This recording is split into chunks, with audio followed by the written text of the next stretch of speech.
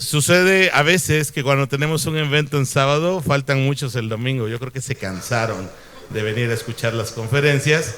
Fue muy buen tiempo, gracias a Dios, pero necesitamos afirmarnos en nuestra disciplina, nuestra perseverancia de estar en la congregación. Sin embargo, estamos muy alegres también porque, bueno, ayer Coco compartió la palabra, fue de mucha bendición para las mujeres, mi esposa también lo hizo. Y hoy le he pedido a Alex Servín que nos comparta la palabra, y justo él va a terminar la primera carta a los tesalonicenses en los últimos versículos que nos faltan verso a verso. Porque a partir de la próxima semana y todos los domingos de diciembre vamos a tener reflexiones para celebrar la Navidad. Así que ya váyase poniendo navideño, con actitud navideña y con panza navideña, ¿verdad? De tanto que suele uno comer en este tiempo. Pero vamos a celebrar la encarnación de nuestro Señor Jesucristo. Así que damos la bienvenida, Alex. Gracias por estar aquí. Y un fuerte aplauso para darle la bienvenida. Que el Señor los ampare.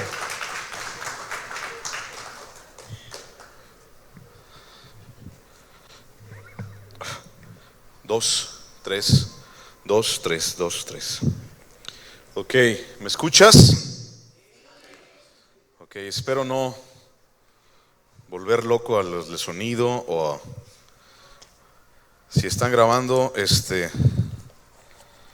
pues bueno, aquí estamos. Bueno, como dijo ya Miguel, mi nombre es Alejandro Servín, soy pastor de la iglesia Calvary Chapel en Silao, Guanajuato. Y pues bueno, aquí estamos. ¿Y qué te parece si oramos antes de todo y pedimos que Dios esté con nosotros? Amén. Cierra tus ojos. Padre Santo, te damos muchas gracias, Dios, por ser bueno. Te damos muchas gracias, Dios, por este día. Te damos muchas gracias, Señor, porque eres Dios. En quien confía nuestro corazón, en quien confía nuestra alma, Señor. Eres tú, Señor, en quien nosotros hemos depositado hoy y siempre, Señor, nuestra vida entera, Señor, para poder descansar, para poder, Dios, tener esa esperanza inquebrantable, inmarchitable, Señor, en tu palabra, en, Señor, tus promesas, Padre, en tu misma presencia y a tus pies. Dios, bendecimos tu nombre, Padre, y gracias por permitirme estar el día de hoy, Señor, frente a mis hermanos, Padre, compartiendo de tu palabra, compartiendo de tu amor bendito, Señor, y también, Padre, de esa esperanza eterna que solamente tú nos puedes dar. Bendecimos tu nombre, Señor. Abre nuestros ojos, abre nuestros oídos espirituales, Dios, y que seas tú, Señor Jesús, a quien hoy podamos escuchar. En el nombre de Cristo Jesús, amén. Amén. Ok, ve por favor a Primera de Tesalonicenses capítulo 5 versículo 12. Perdón, 16. Primera de Tesalonicenses capítulo 5 versículo 16. Y vamos a estudiar desde el versículo 16 hasta el final, hasta el versículo 28. Entonces, ¿lo tienes? ¿Están todos ahí? Ok, Primera de Tesalonicenses capítulo 5 versículo 16. Dice así: estad siempre gozosos, orad sin cesar, dar gracias en todo, porque esta es la voluntad de Dios para con vosotros en Cristo Jesús. No apaguéis al Espíritu, no menospreciéis las profecías, examinadlo todo, retened lo bueno, absteneos de toda especie de mal, y el mismo Dios de paz os santifique por completo, y todo vuestro ser, espíritu, alma y cuerpo sea guardado irreprensible para la venida de nuestro Señor Jesucristo. Fiel es el que os llama, el cual también lo hará.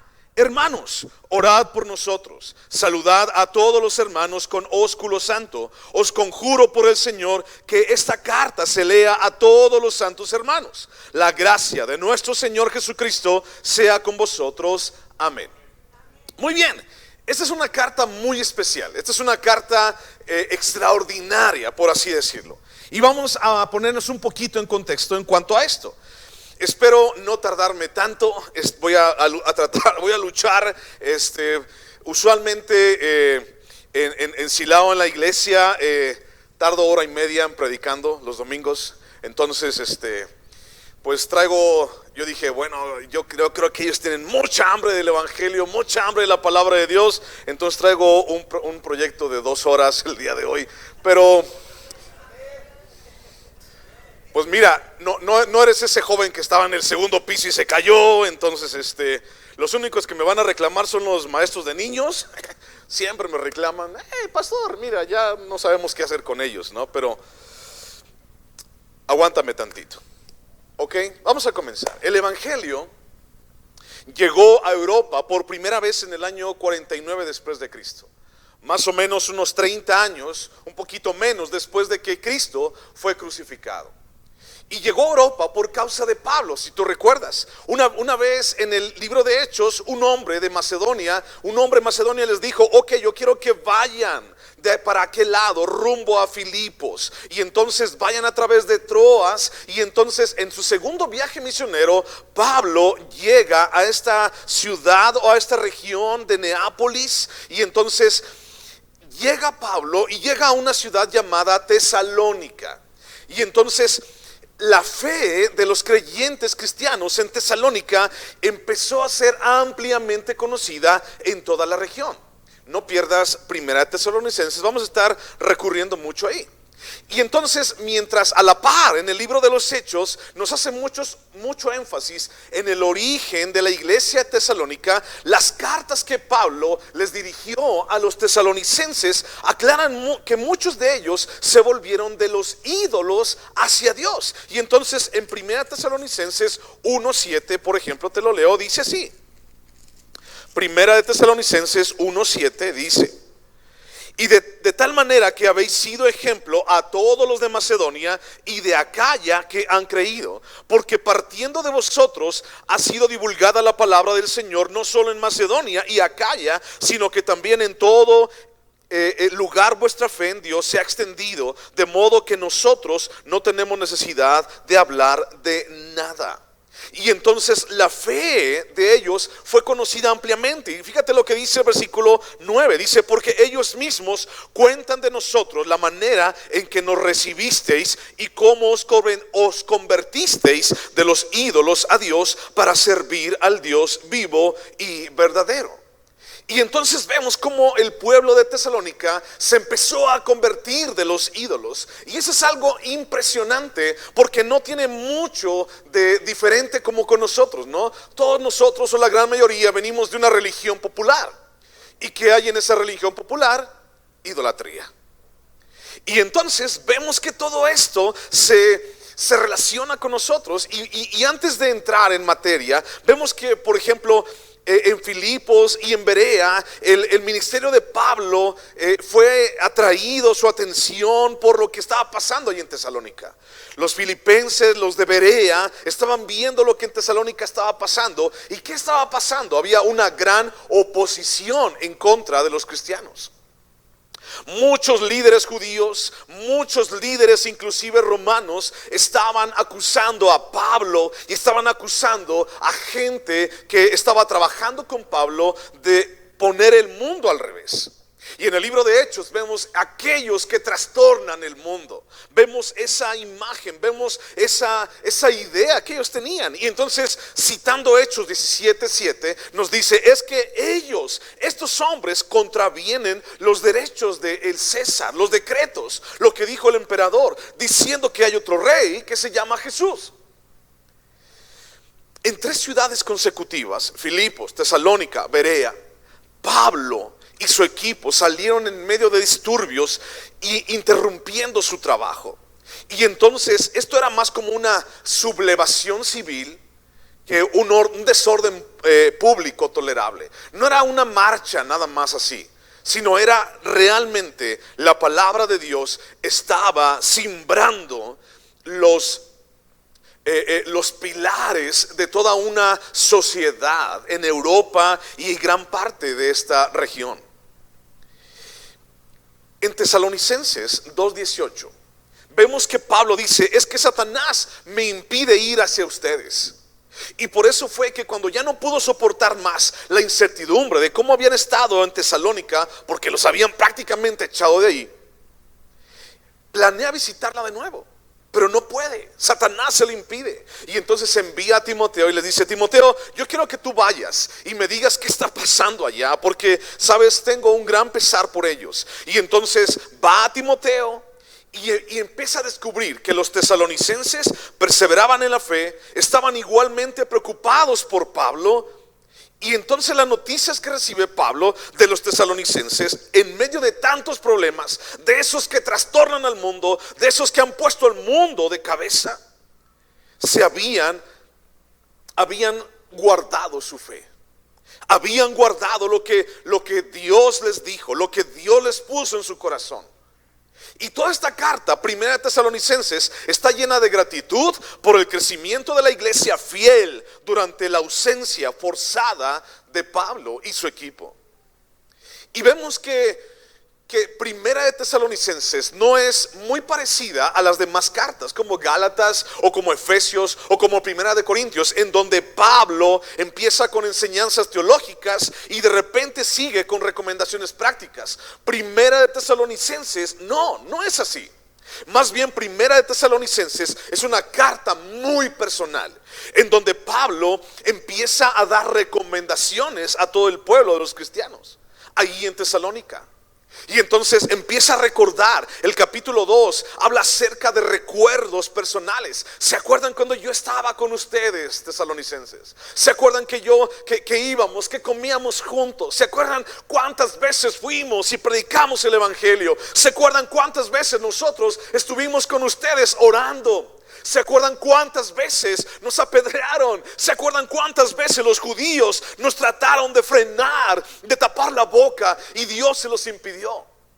¿Se acuerdan cuántas veces el evangelio creció entre nosotros y cómo Satanás fue derrotado por causa de expander el reino de Dios ahí en Tesalónica? ¿Se acuerdan de eso? Es como cuando ves a un amigo y le dices: ¿te acuerdas cuando éramos chavos? ¿Te acuerdas cuando jugábamos fútbol? ¿Te acuerdas cuando tú y yo nos apasionábamos por esto? ¿Te acuerdas cuando tú y yo íbamos al cine, dábamos la vuelta? ¿Te acuerdas ese gol que yo ¿se acuerda de ese pase que yo te di? Paz, ¿no? Y así como si lo viéramos como los supercampeones, ¿no? ¿Te acuerdas de ese pase? Sí, yo lo recibí. De 3 deditos, y entonces metí el gol. ¿Te acuerdas? Sí, es algo así. Tesalonicenses nos habla de esa manera, algo muy personal. Pero también al final de la carta nos habla acerca de consejos y exhortaciones específicas, y vamos a verlas ahorita a continuación. Pero quiero que vayamos a Tesalonicenses, primera Tesalonicenses, capítulo 2, versículo 13. Ok, primera Tesalonicenses 2:13. ¿Está bien el audio? ¿Está bien el micrófono? ¿No están batallando allá? Ok, bueno, le seguimos. Primera Tesalonicenses 2:13. ¿Lo tienes? Dice: por lo cual también nosotros, sin cesar, damos gracias a Dios de que cuando recibisteis la palabra de Dios que oísteis de nosotros, la recibisteis no como palabra de hombres, sino según es en verdad la palabra de Dios, la cual actúa en vosotros los creyentes. Y eso es prácticamente la parte neurálgica de los hijos de Dios. ¿Cómo recibimos la palabra? Y los tesalonicenses recibieron la palabra de una manera excepcional, de una manera grandiosa. Y entonces abrazaron la palabra como ninguna otra ciudad de esa región. Y Pablo se lo reconoce. En esta misma carta, la segunda venida de Cristo también es algo evidente. Capítulo 1, capítulo 2, capítulo 3, 4, que es por excelencia, habla de la segunda venida de Cristo. Y aún vamos a ver el versículo 23 de capítulo 5, en donde también habla acerca de la segunda venida de Jesús. Y esa es una doctrina que tú y yo tenemos que estar también promulgando y esperando. Maranatá, Jesús viene. Y Jesús viene pronto, y no olvidarla, ¿ok? Ahora, ese es prácticamente el contexto de lo que estaba pasando. Pablo estaba diciendo: estoy preocupado por ustedes, salimos por oposición, pero ¿qué ha pasado con ustedes? Y va a Timoteo y regresa y dice: están bien, todos ellos están bien, te extrañan, ya saben que no pudiste ir, te extrañan, todos ellos están buscando, están perseverando. Y Pablo dice: qué chido, ¿no? Qué padre, eso es lo que yo quiero ver. Y eso es lo que todos los pastores quisiéramos ver. Quisiéramos ver en cada uno de ustedes. Que cuando nos ausentamos, por ejemplo, yo estoy ausente de allá, de la iglesia en Silao, ¿no? Y mañana lunes voy a llegar y decir a los que dejamos encargados: oye, ¿cómo les fue allá? Y qué triste es escuchar, por ejemplo, sabes que hubo problemas aquí, hubo problemas allá, sabes que no vinieron aquí, no vinieron allá, ¿sabe? Y luego pasa mucho que cuando el pastor dice: ¿saben qué, iglesia? El próximo domingo no voy a venir. Pues parece que todos dicen: pues yo tampoco voy, ¿no? Y los pastores, no sé si Miguel está de acuerdo, ¿no?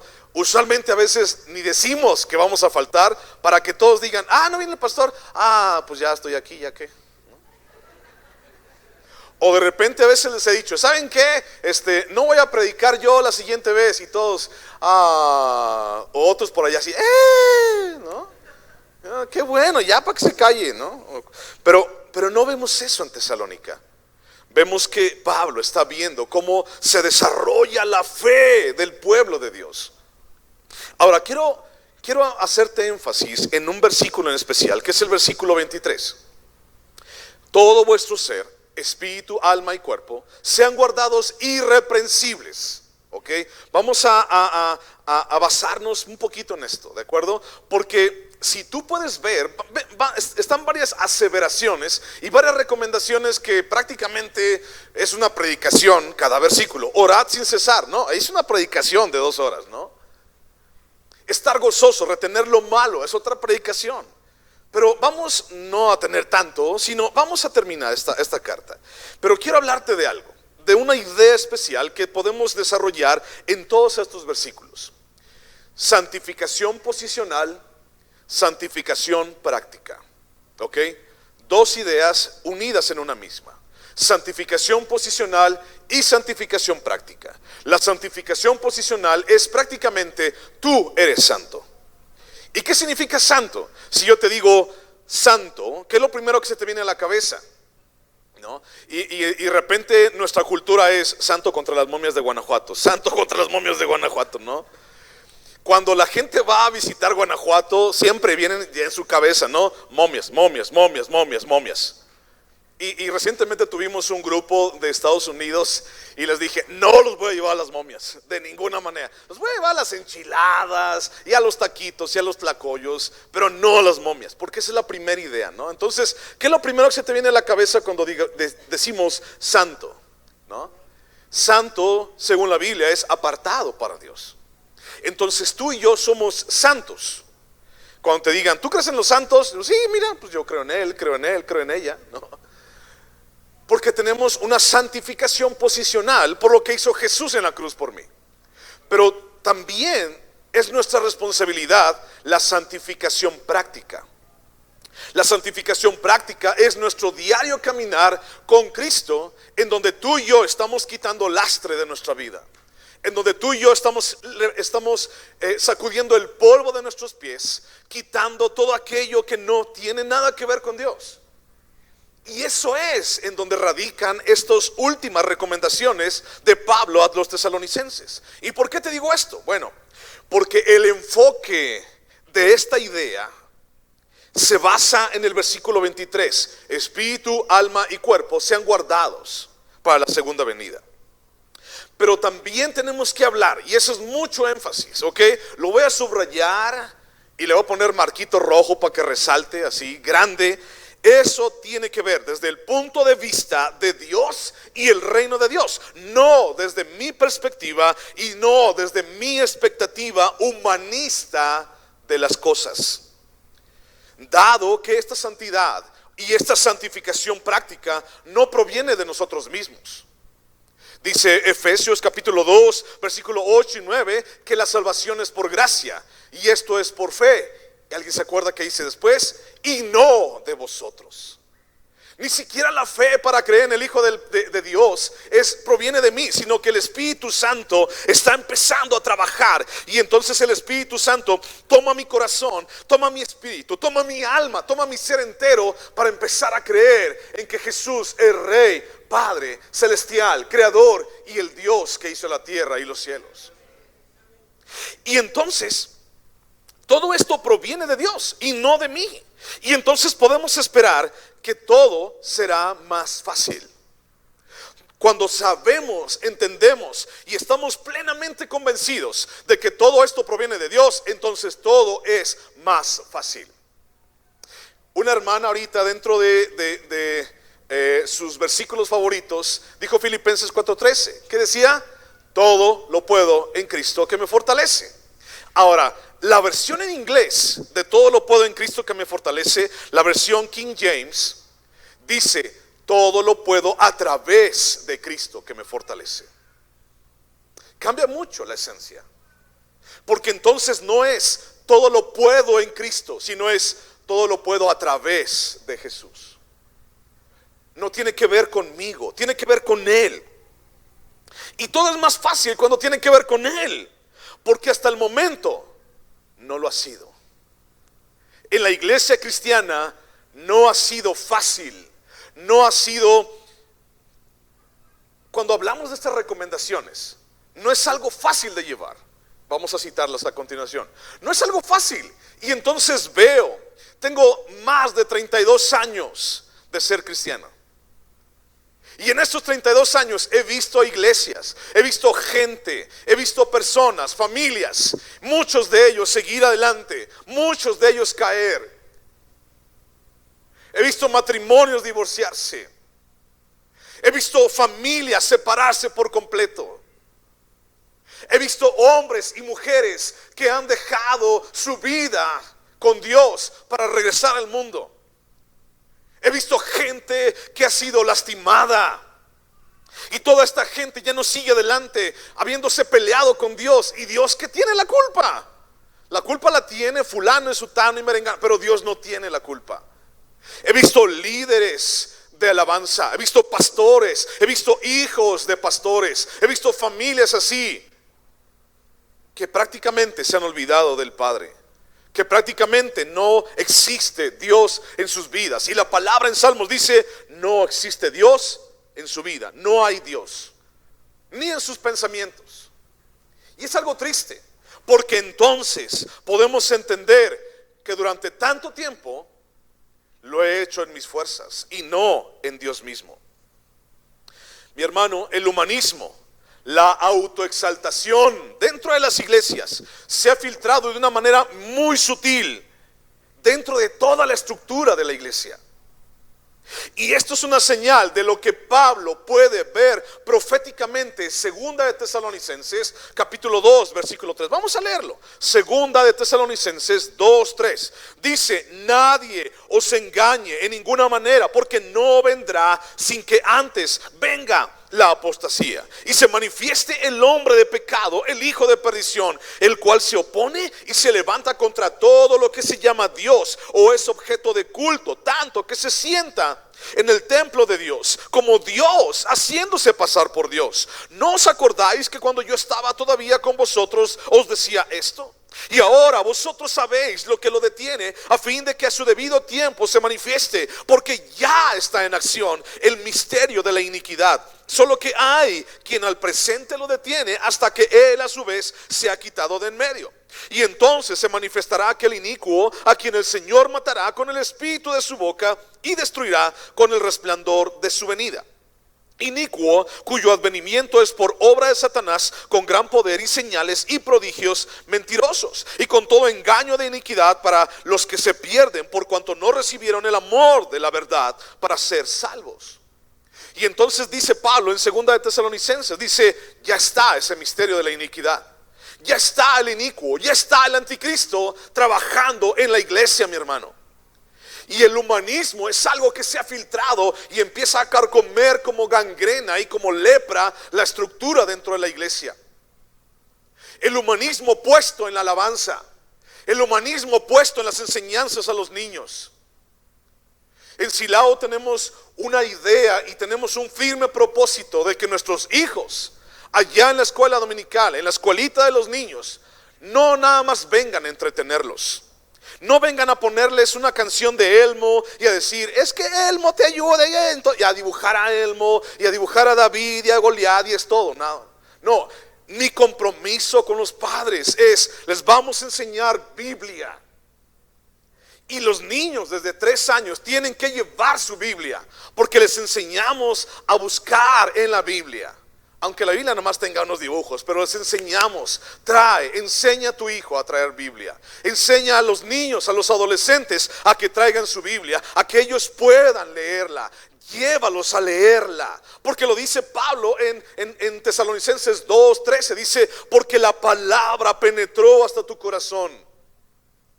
Y lo vemos en las predicaciones como más bien parece un lugar de motivación, como más bien parece un lugar de entretenimiento y de show. Y como todos estos hombres buscan el foco chicharronero, ¿no?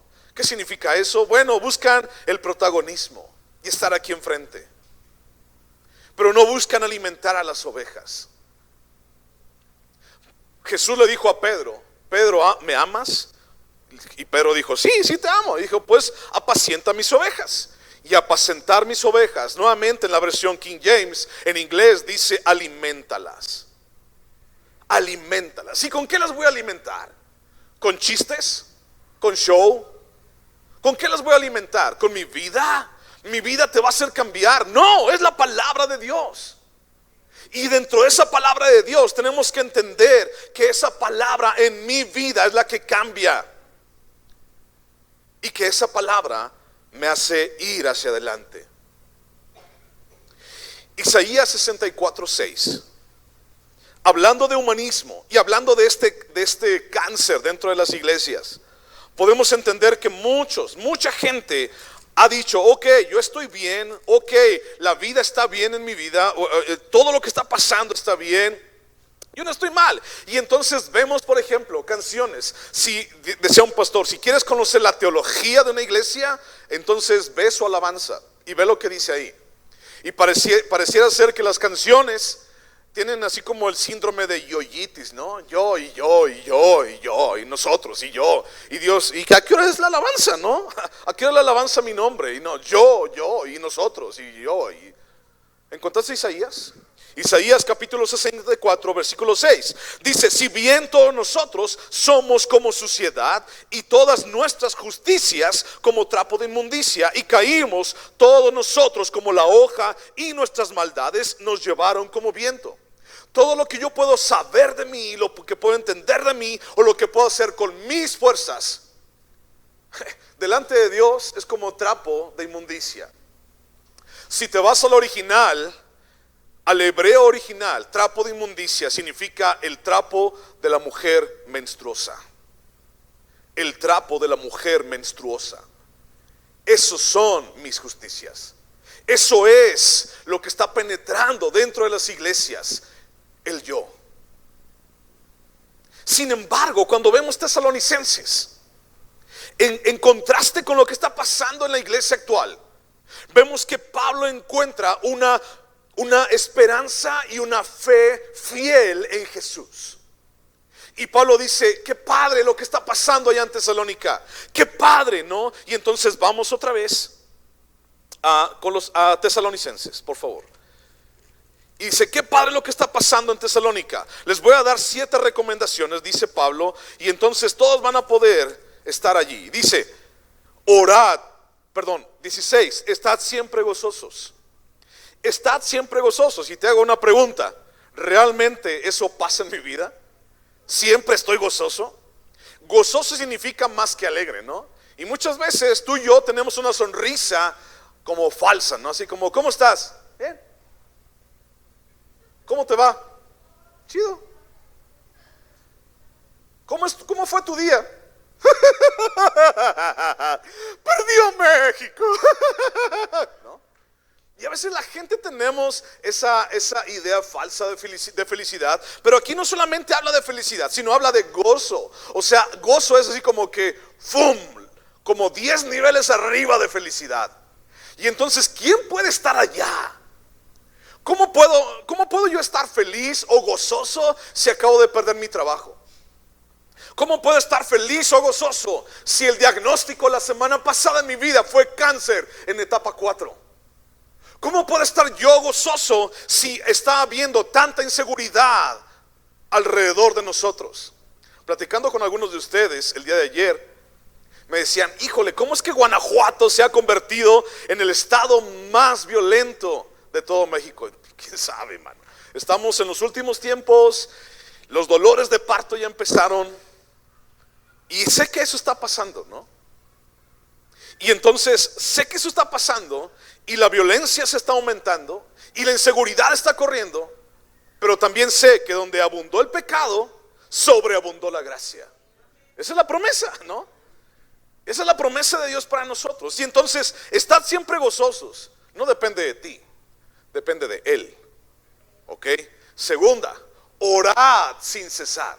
Y entonces me imagino, yo cuando estaba chavo me imaginaba orad sin cesar, y me imaginaba siempre a alguien de rodillas, Señor, todo el día. Yo decía, ¿y a qué hora va a comer? ¿Y a qué hora va al baño? Son necesidades básicas, ¿no? ¿Y a qué hora se duerme? ¿Y a qué hora va a la escuela? ¿Y a qué hora trabaja? ¿Y a qué hora ve a sus hijos?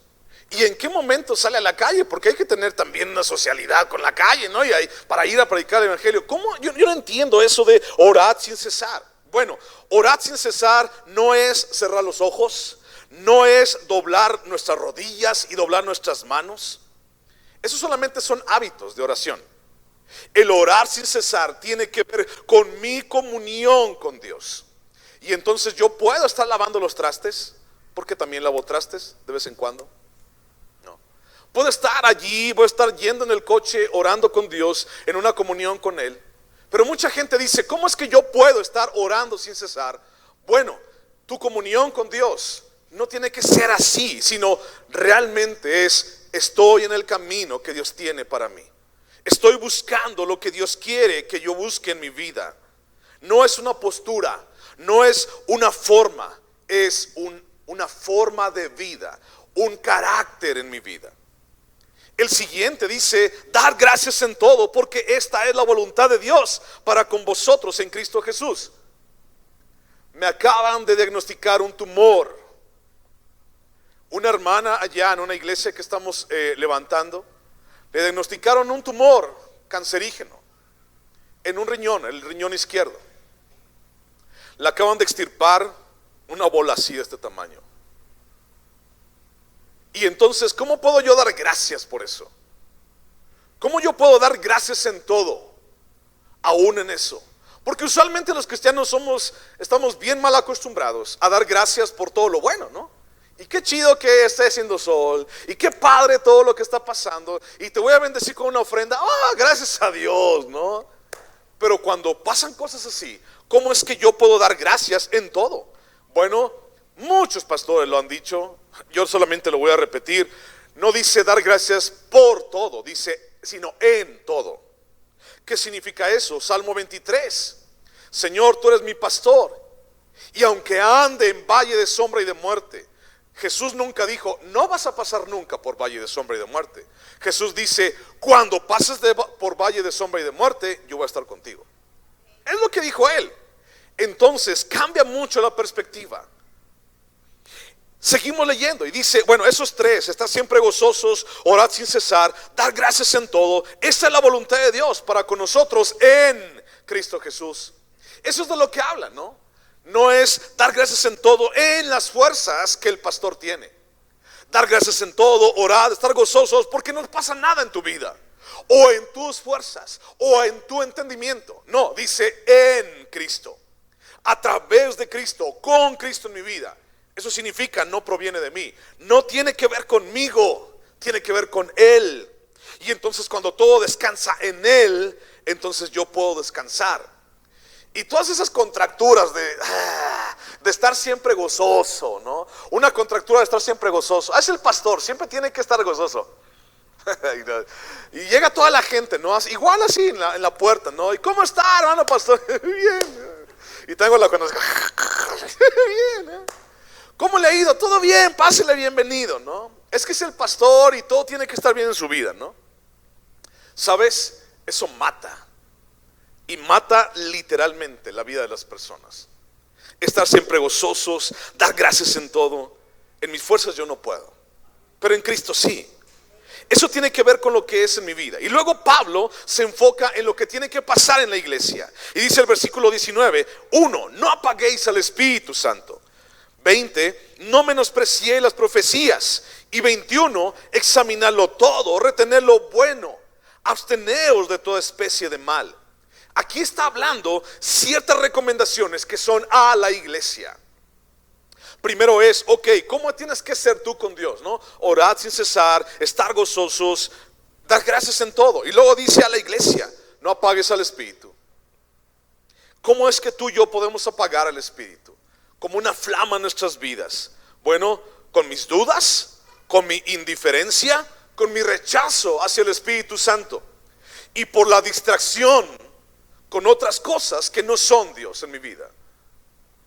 Hay un pastor de un hombre de una secta colombiana muy famosa en toda Latinoamérica, que un día dijo, hablando de su método, que su método era tan eficaz y que su método era tan bueno, un método humano. Dice, nuestro método es tan bueno que algún día no vamos a necesitar al Espíritu Santo. ¿Sabes? Selló su tumba con esas palabras. No es en mis fuerzas. Necesito al Espíritu en mi vida. Y cuando las personas empiezan a atraer la atención hacia sí mismos, están seguros de que el Espíritu Santo ya se haya bajado de nuestro coche. Apagar literalmente significa, ok, tú lo hiciste, tú lo apagaste, y como iglesia tú y yo juntos podemos hacerlo. ¿Cómo? Chismes, dudas, falta de compromiso, mal testimonio, indiferentes con la palabra, indiferentes con ese mover del Espíritu Santo. Y los cristianos podemos proporcionar el ambiente adecuado para que el Espíritu Santo y su fuego puedan encenderse o puedan apagarse. El Espíritu Santo viene a morar entre cada uno de nosotros, entre cada fila, entre cada silla, y se mueve y empieza a hacer vivir nuestro corazón. Pero si tú y yo con nuestras actitudes le apagamos juntos, entonces ahí tenemos un problema. Había otro grupo, y dice, no menosprecié las profecías, porque había otro grupo de haraganes dentro de Tesalónica. Y estos cuates, como el día de hoy dentro de las iglesias, hablan acerca de eso. Son esos que les gusta ser bien espirituales, ¿no? Y está así, y Señor, y así dice el Señor, y no sé qué. Pero sabes, he visto tanta gente que hace eso, que promueve eso, que habla de esa forma. Por más o menos 3 años, yo fui presidente de la Alianza de Pastores allá en la ciudad de Silao. Y conocí mucha gente, muchos cristianos, muchos pastores, muchas iglesias. Y conocí tantos haraganes espirituales. Y conocí tantos falsos espirituales que quieren tapar su falsedad y quieren tapar su haraganería espiritual, diciendo, así dice el Señor, Dios dice esto, Dios dice aquello, pero su vida está por los suelos, mal. No menosprecié las profecías. Y ahora, dice Pedro, tenemos tú y yo la profecía más segura. Esto es profecía pura. No necesitamos que ningún profeta del país fulano de tal, con fama grandísima, venga y se ponga aquí. Y entonces, es que yo tengo, hermano, de la playera morada, que estás hasta aquí, mira, todo sí hasta allá atrás. Tengo una palabra para ti. ¿Cómo te llamas? Raúl. ¿Cómo te llamas? Playera morada hasta el final. Humberto, tengo algo bien especial de parte de Dios para ti. No necesitamos eso. Humberto, abre tu Biblia en 1 Tesalonicenses y ve lo que Dios tiene para tu vida. Esto es lo que necesitamos. Esto es lo que su pastor tiene que estar haciendo.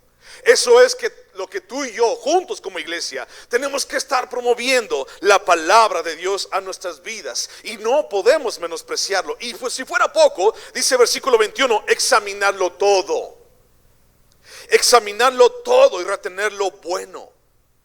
Porque la maldad, porque el engaño pueden mostrarse incluso en un entorno espiritual. Y entonces la palabra de Dios puede ser adulterada. ¿Alguna vez has querido hacer agua de limón? Todos alguna vez hemos hecho agua de limón, ¿no? Conocen los garrafones, tienen 20 litros los garrafones. Imagínate que tú quieres hacer agua de limón en un garrafón de 20 litros con una mitad de limón y una media cucharada de azúcar y la revuelves. ¿A qué te va a saber esa agua de limón? A nada. Súper diluida la palabra de Dios. Muchas veces la palabra se diluye tanto por show, por estar hablando de mí mismo, por estar hablando de lo que Dios no dice y por menospreciar la profecía de Dios en nuestras vidas, que bueno, nos tragamos cualquier cosa. Y dice Efesios, yo puse pastores, dice Jesús, yo puse maestros, yo puse apóstoles, yo puse personas delante de ustedes, no para que se promuevan, sino para que cuiden del rebaño y para que los disipulen y para que ustedes no sean llevados por cualquier viento de doctrina. Para eso los puso. Absteneos de toda especie de mal, retener lo bueno, examinarlo todo. ¿Por qué dice Pablo esto? Busca 2 de Corintios 11, 14. Perdón si me estoy pasando, ¿ya puedo terminar? ¿Ya termino? ¿Ya se me durmieron? Pues contéstenme, si no me siento mal. 2 de Corintios 11, 14. 11, 14. ¿Le sigo? Ok, como decía Chente, entre aplausos yo sigo cantando, ¿no?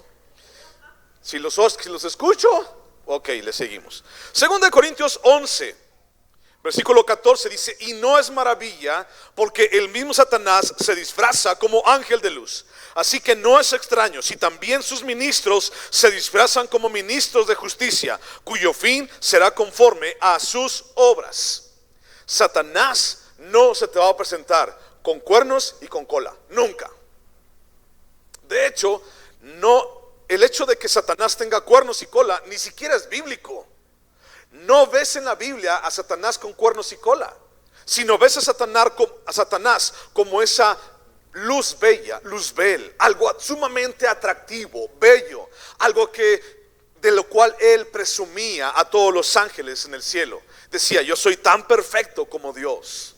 Y ese fue su error. Entonces no esperes que Satanás venga y te diga: yo soy Satanás, y los cuernos y la cola, y te voy a llevar al infierno. No esperes eso. Nunca va a pasar. Se va a meter bien sutil a tu vida. Se va a meter de una manera tan fácil cuando tú le abres la puerta, de una manera tan imperceptible que cuando acuerdes, tu vida la puede destruir así. ¿Por qué? Porque tenemos que examinarlo todo, porque no podemos tragarnos todo en nuestras vidas. No podemos hacer eso. Tenemos que abstenernos de toda especie de mal. ¿Y cómo puedo yo saber qué es lo que está mal o lo que está bien? Dice Isaías 5:20 al 25, dice: ay de vosotros, dice, porque a lo bueno le dicen malo y a lo malo le dicen bueno. Y estamos en un tiempo en donde a lo bueno le decimos malo y a lo malo le decimos bueno, y en donde inclusive la maldad se promueve dentro de nuestra sociedad. Tenemos que tener mucho cuidado con esto, y lo estás viendo alrededor de tu vida, en tus hijos, en la educación, en la forma de vivir, con mucha gente, tanto como una ideología de género que ya no solamente es tolerada, sino también aceptada y, por si fuera poco, promovida.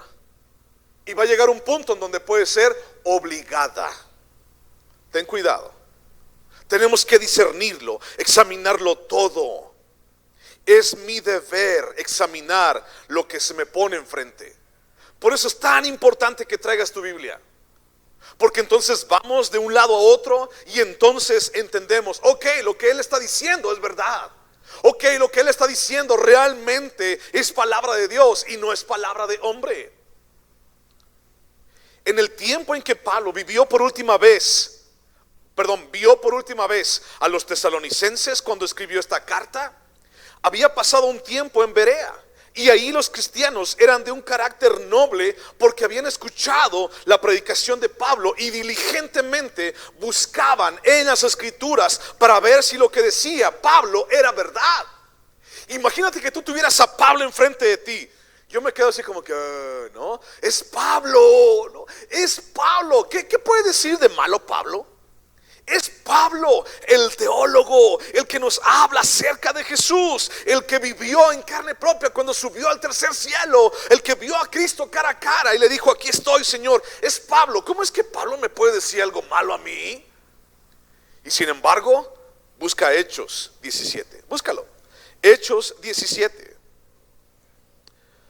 Versículo 10. Hechos 17, 10. ¿Lo tienes? Hechos 17, 10. Dice: inmediatamente los hermanos enviaron de noche a Pablo y a Silas hasta Berea. Y ellos, habiendo llegado, entraron a la sinagoga de los judíos. Y estos eran más nobles que los que estaban en Tesalónica, pues recibieron la palabra con toda solicitud, escudriñando cada día las escrituras para ver si estas cosas eran así. ¿Qué es lo que hacían allí? Escudriñaban para ver si era cierto. Es lo que estás haciendo hoy.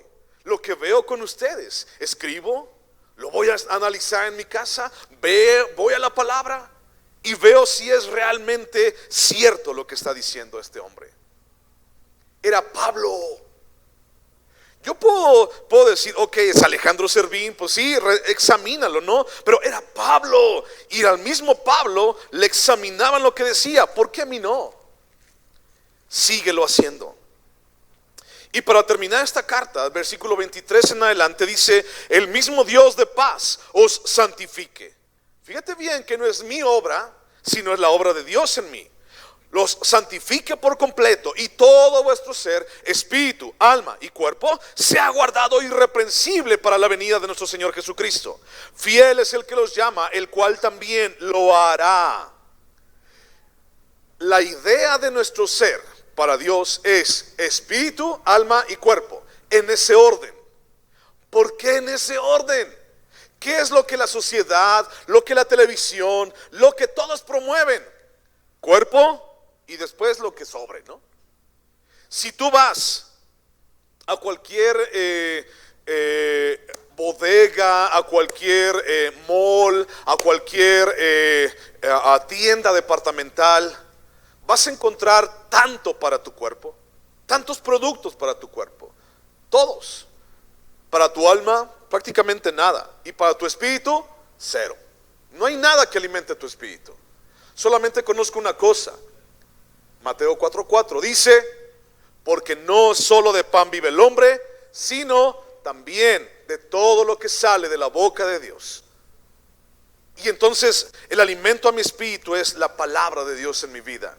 El alimento a mi espíritu es lo que Dios dice para mí. Y la santificación a mi vida es a través de la palabra. Juan 17:17 dice: santifícalos en tu verdad, tu palabra es verdad.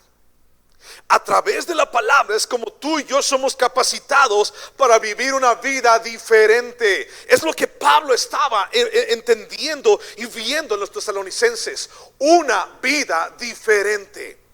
Una vida que no tenía que ver con la sociedad, sino tenía que ver con el reino de Dios. Una vida que era regida primero por el espíritu, después por el alma y hasta el último por el cuerpo. Y el énfasis es completamente. La palabra griega es oloelesis, que significa todo, entero. Al finalmente, ¿no? Significa alcanzar por completo lo que buscamos. Y entonces cuando tú y yo dejamos que mi vida sea regida a través del Espíritu y lo que Dios pone en mi vida, siempre va a ser más fácil. Si tú estás luchando en tus fuerzas, en tu alma, en tus sentimientos, en tus decisiones, con tu cuerpo, con lo que batallas, si estás batallando cada día, entonces, ¿sabes? Va a ser bien difícil. Y posiblemente te vas a frustrar. Y posiblemente vas a dejar el camino de Dios. Porque tus fuerzas no alcanzan para nada. Mis fuerzas no alcanzan para ir ni siquiera a la esquina en Dios. Pero cuando lo vemos a través del lente de Cristo, podemos entender, ok, no es en mí, Dios me santifica, yo me entrego a Jesús, me entrego al Espíritu Santo en mi vida. No es en mí, es en Él, guiados por el Espíritu Santo. En primer lugar, mi espíritu. Dios te diseñó a ti y a mí para vivir bajo el orden de espíritu, alma y cuerpo, en vez de cuerpo, alma y espíritu. Estamos llamados a sujetar las necesidades del cuerpo al alma y las necesidades del cuerpo y el alma a las necesidades del espíritu, no al revés. Pareciera ser que los cristianos primero decidimos y luego pensamos. Pastor, ore por mí. ¿Por qué? Por la decisión que acabo de tomar. ¿Qué decisión acabo de tomar? Me acabo de juntar con una mujer y me la acabo de llevar a mi casa. ¿Cómo te explico? ¿Qué quieres que te diga? Pastor, ore por mí. ¿Por qué? Porque acabo de comprar una pantalla de 82 pulgadas para ver el mundial, para ver los Juegos de México, y ahora no puedo pagarla. Y no tengo para darle de comer a mis hijos.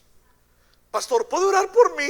Por favor, porque mi esposa se quiere divorciar de mí, porque yo no puedo. Señor, Padre, ora por mí. ¿Quién te dijo que tomaras esa decisión? Nuestras decisiones como cristianos usualmente son tomadas por mi cuerpo y por mi alma, y en un bajo porcentaje por mi espíritu, cuando debiera ser al revés.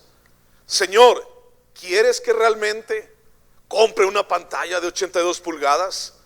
Señor, espero tu respuesta. Y Dios dice, no.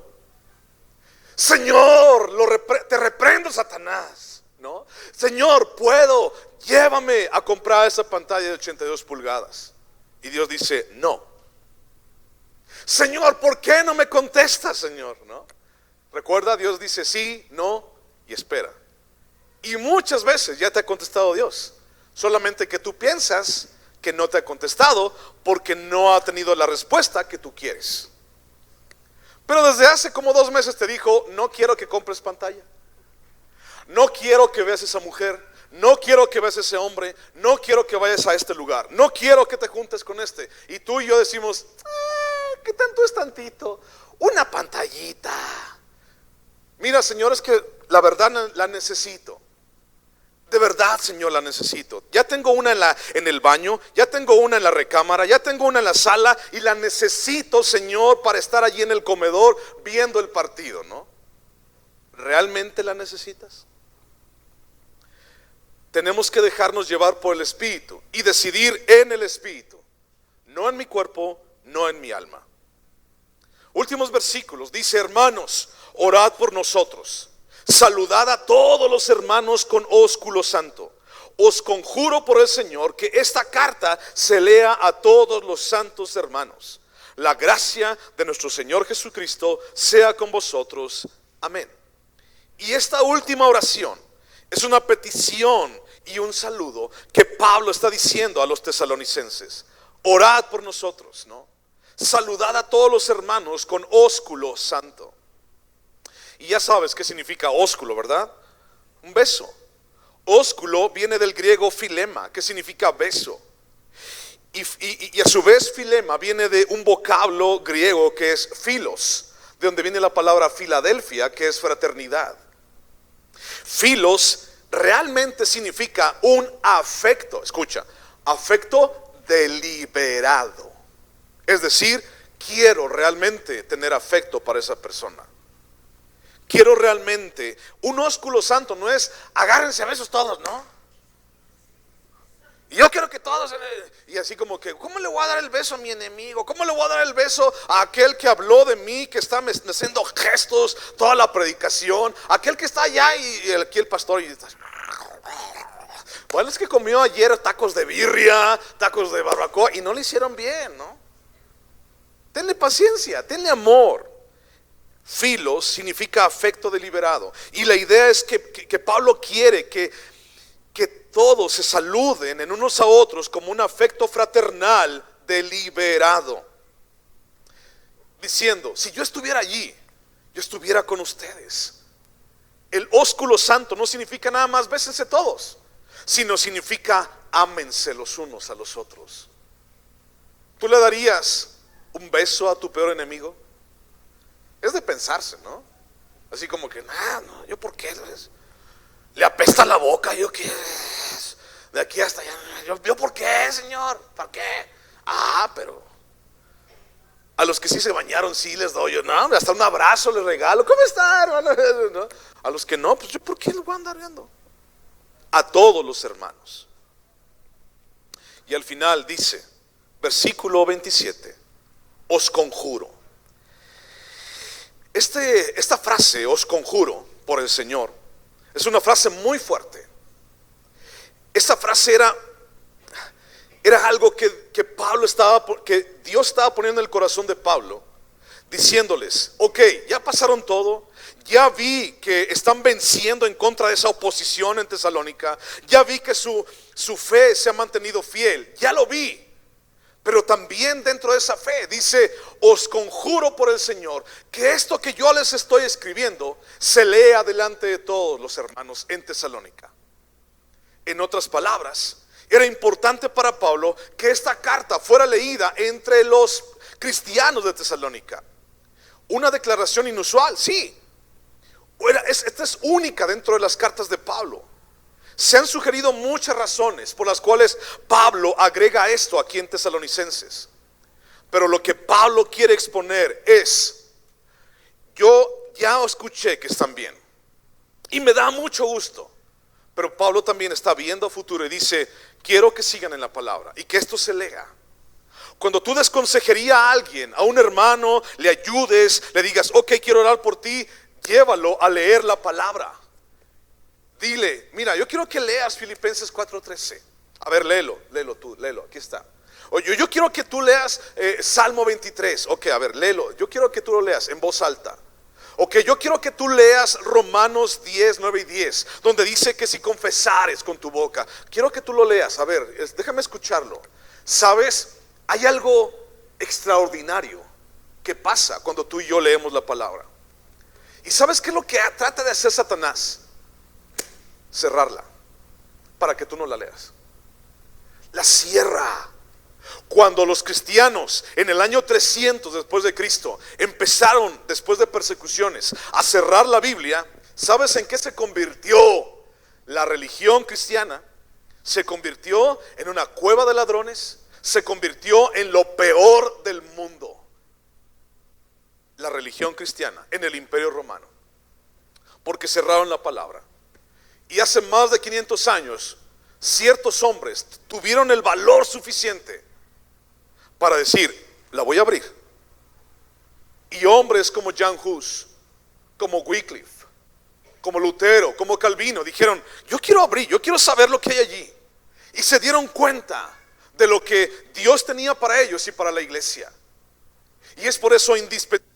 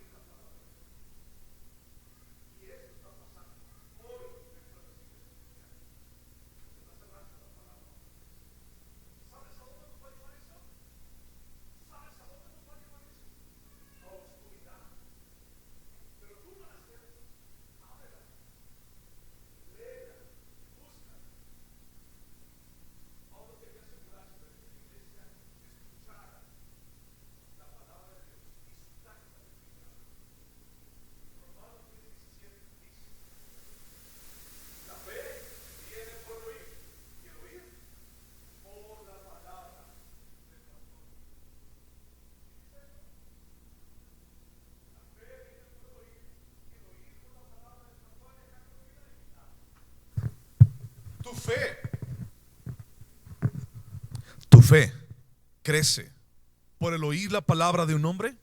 No. Tu fe crece por el oír la palabra de Dios. Por eso estamos aquí y nos reunimos, y algo extraordinario pasa cuando juntos leemos la palabra de Dios. Cuando juntos vamos a la palabra.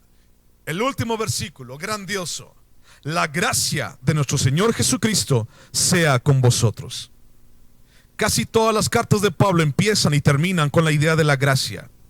Y la gracia, tú sabes, es el favor inmerecido de Dios. Su dote de amor, de aceptación para con nosotros, se debe a quien Él es, la gracia, y a lo que Jesús ha hecho, no a lo que yo hago en mi vida.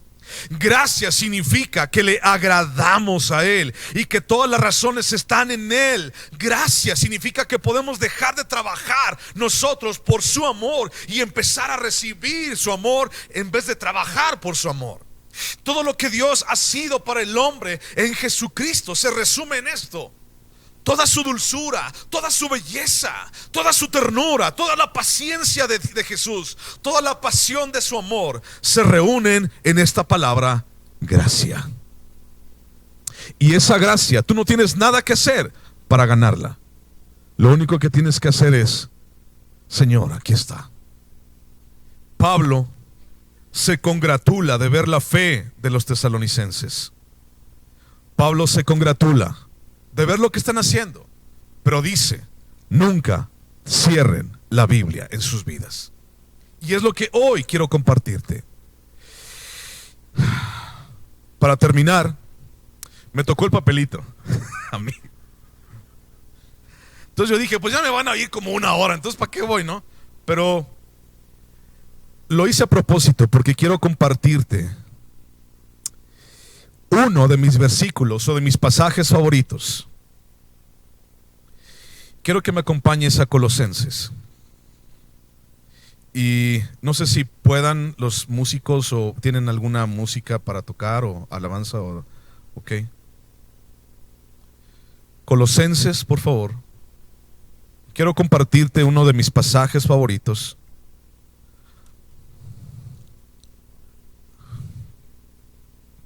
Colosenses capítulo 2. Te voy a invitar un momento a que te pongas en pie. Y quiero que me ayudes a leer este pasaje, todos en voz alta. Este es un pasaje que me gusta mucho. Colosenses capítulo 2. Y después de esto me gustaría que pudiéramos orar unos por otros, ¿ok? ¿Lo tienen todos? Están ahí en Colosenses capítulo 2, versículo 13. Colosenses 2, 13. Ese es uno de mis pasajes favoritos. Y dice así, vamos a leerlo juntos, ¿de acuerdo? 1, 2, 3. Y a vosotros, estando muertos en pecados y en la incircuncisión de vuestra carne, os dio vida juntamente con Él, perdonándoos todos los pecados, anulando el acta de los decretos que había contra nosotros, que nos era contraria, quitándola de en medio y clavándola en la cruz. Y despojando a los principados y a las potestades, los exhibió públicamente, triunfando sobre ellos en la cruz del Calvario. Amén. Sal de tu lugar por un momento y ve con alguien que no venga contigo, ¿ok? Hombres con hombres, mujeres con mujeres, de una manera muy respetuosa, y ve con él y dale un abrazo. Hombres con hombres, mujeres con mujeres, ve con él y dale un abrazo. Y quédate allí y dile, quiero orar por ti. Quiero orar por ti para que tu fe sea como esos tesalonicenses, reconocida, apreciada. Empieza a orar allí donde estás. Empieza a orar. Vamos a cantar un canto.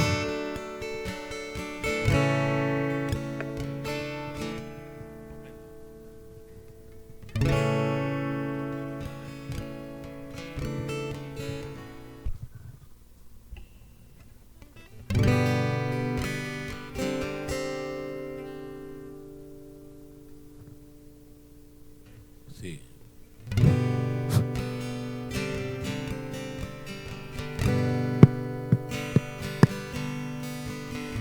Juntos hoy cantamos con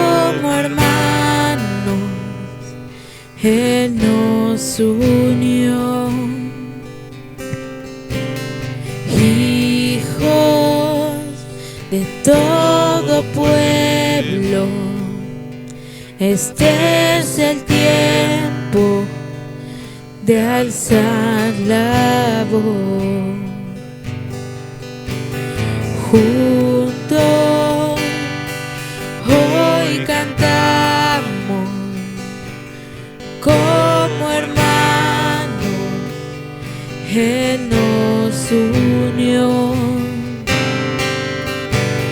Hijos de todo pueblo, este es el tiempo de alzar la voz. No escucharé al miedo, mi mirada pongo en el cielo. En tu gracia firme estoy, tú me amas tal como soy. Valiente seré, yo sé, mi esperanza está en Él.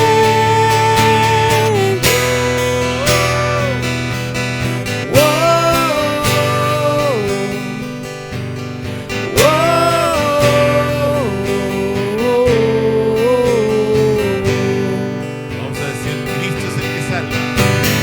Cristo, el que salva, la esperanza está en Él. Cristo, luz del cielo. Cristo, luz del cielo, Rey eterno, amigo fiel. Te escucharé al miedo,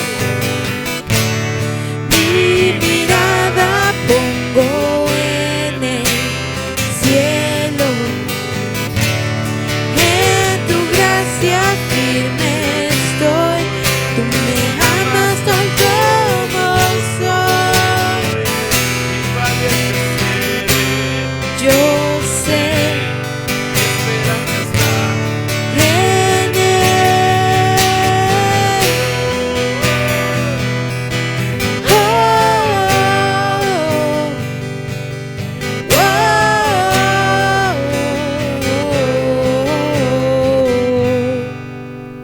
Amén.